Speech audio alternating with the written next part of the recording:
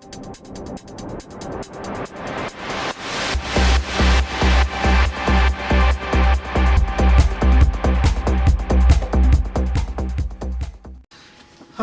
welcome to Just Talking with Rick. I'm Rick Wilson, the owner of the Wilson Practical Defense website and Senior Curriculum Advisor to KPC Self-Defense in Edmonton. We're talking about the plea of self-defense, and as always, I'm going to hold up Mark McYoung's In the Name of Self-Defense book and recommend highly that you read it. We talked about the legal terms of the plea of self-defense in Canadian law, and we were talking about the marginal notes. And we're going to go on to the biggest section and cover some of them, if not all of them. And this one is titled The Person's Role in the Incident, and that's going to be very important.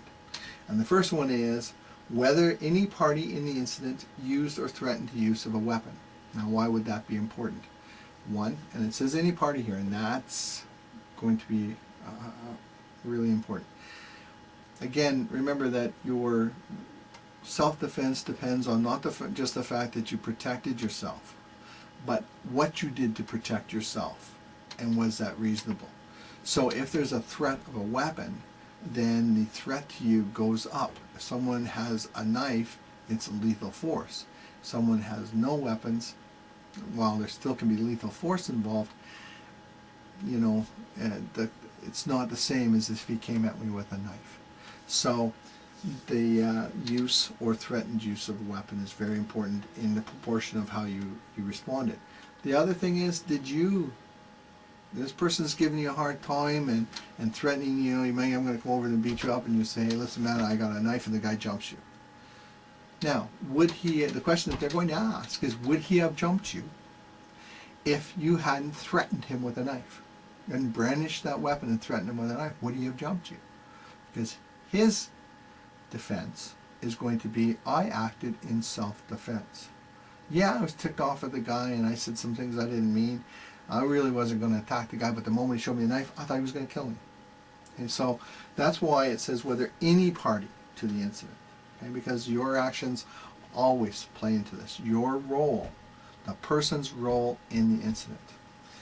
The next one is the size, age, gender, and physical capabilities of the party into the incident. Okay, always size, strength. If you've got a 5 foot, 100-pound person and you've got a 6'2", 300-pound muscled person, the threat on this side is so much bigger, and that would change the proportional response.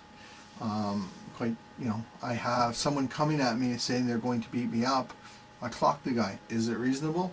It was a 5-year-old kid. No, it's not reasonable. That's ridiculous. So those things all come into play.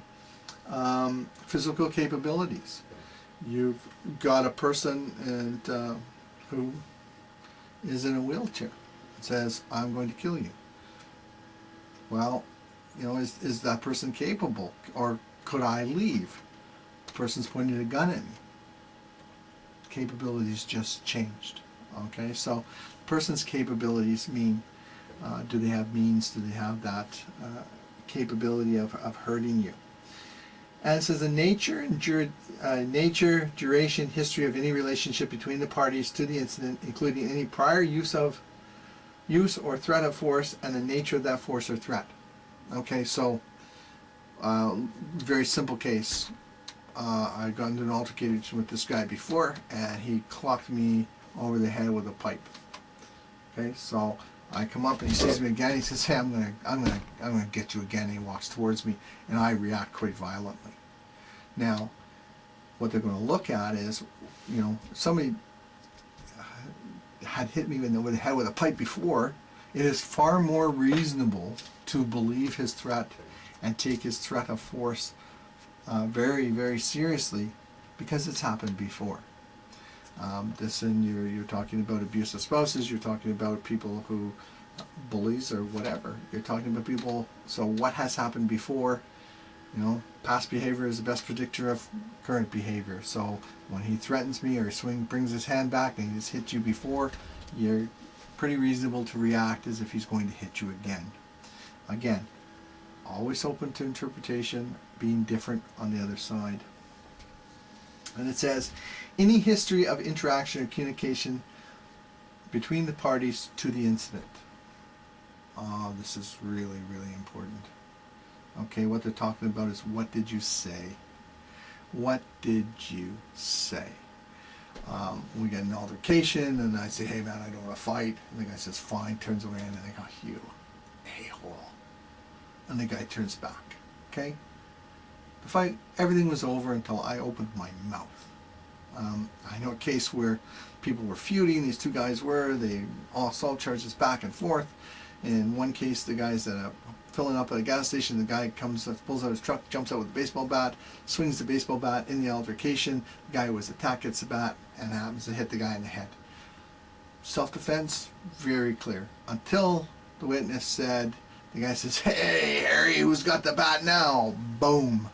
Okay, so what you say, have you in any way incited this to violence? And this is where violence dynamics come in. Rory Miller's books on the monkey dance, Mark McYoung's book on the monkey dance, where your ego and your machismo is getting you to open your mouth, and instead of getting yourself out of the situation, you've just poured fuel on the fire.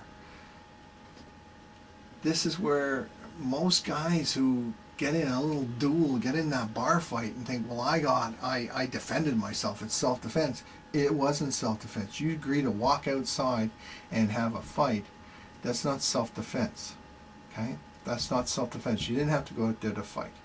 You try and leave, you try and do everything, you're walking out, you get jumped on the way out, and you defend yourself. That's different from you and I, hey, let's go outside and we'll settle this like men. Or, the old saying. That's not self-defense, it's a fight. Okay? And that's not going to fly. You hurt that guy really badly and he decides to press charges, or you kill him and the police decide to press charges. It's not self-defense.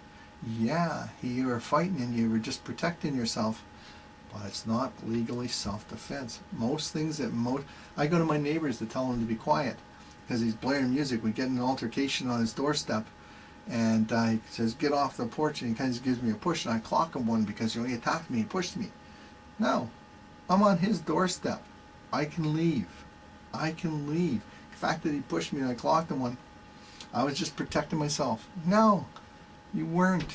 You weren't. Your actions, the relationship, that communicate nature, the interaction, because that's the physical, or communication. Did you instigate this in any way? It's going to come into play. And when you're making that plea of self-defense, you really need to think over how you acted and what you said.